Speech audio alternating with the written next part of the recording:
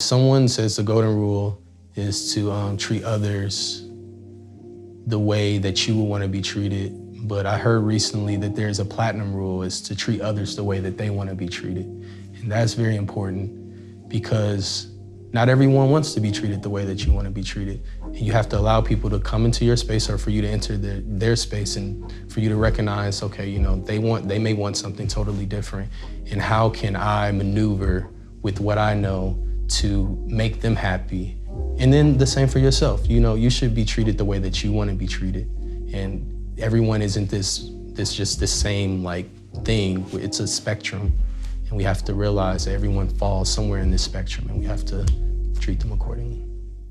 When I was probably around 8, and it was a sleepover for a birthday party, and me and the kids, we were doing kids thing, like kid type things, and then it was time to go to bed. And we were up and playing video games, and we were told we had to go to bed. But us being curious, I don't know what to say. Us being curious, we just decided to look at each other just in our natural state, just like what's going on.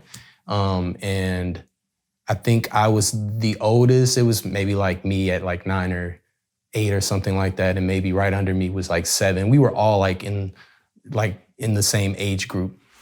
And the grandma of the person that it was his birthday walked in and immediately was disgusted at me because, I'm the oldest one. And here we are just being curious. And she immediately called my grandmother and told her to come get me right away. And my grandmother, of course, came, and she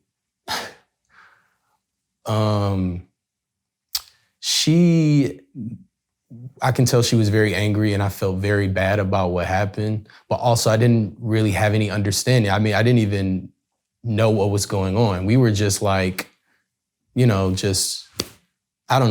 inquisitive. I knew that I was different, but I just didn't know what that even meant. And I guess apparently people had saw it in me before I saw it.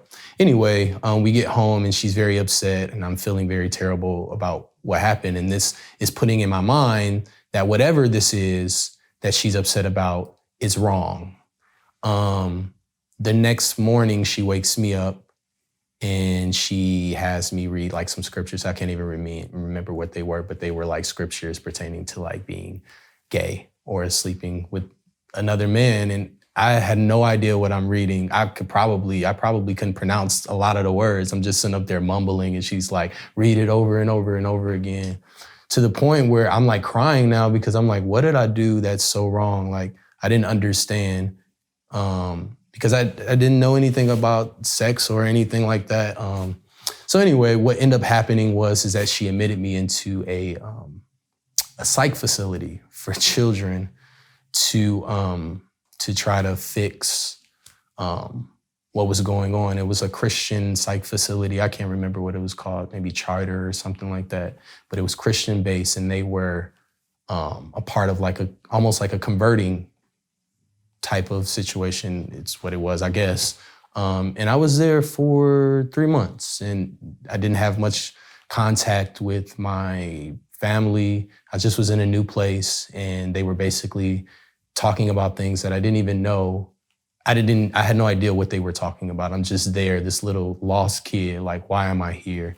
And I remember coming back home, and I remember she basically had told all her friends about what was going on. And I just remember that feeling of not being accepted for whatever this was, and whatever it was, that if I ever was to come into it, that it would never be accepted. And from that day on, she always read scriptures that were, anti-gay, or she always made it very clear that she didn't agree with it. And although I love the church, that kind of formed my opinion about the church and what it could do for me and how I could be present in the church. And there was always that dissonance between me and the church because of that, because I felt like I wasn't accepted, and that I never would be accepted. Me and my grandmother, we have a great relationship, but it's those type of things with people that you love who are telling you that who you are, even before you know who you are, isn't right. Makes people not want to be in church, especially my community. And we shy away from the church. And a lot of the times we leave the church and we do things that are completely opposite of the church. We drink, we do drugs, we sell ourselves, we settle for things that we shouldn't settle for. And had my grandmother handled that a little differently, I don't know what life, I feel like life is still good for me. I have a new understanding and everything happens for a reason, but I feel like this happens to a lot of people within the church where they don't know how to deal with it, and they either write it off, or they punish them, or they send them away, or they disconnect from them. And I wish that people would just love their family, love their children, love their grandchildren, and show them that they are important. And even if you don't realize what it is or how to deal with it, to put in the work, to figure out how can I do better with a situation or in a situation that is completely unknown to me.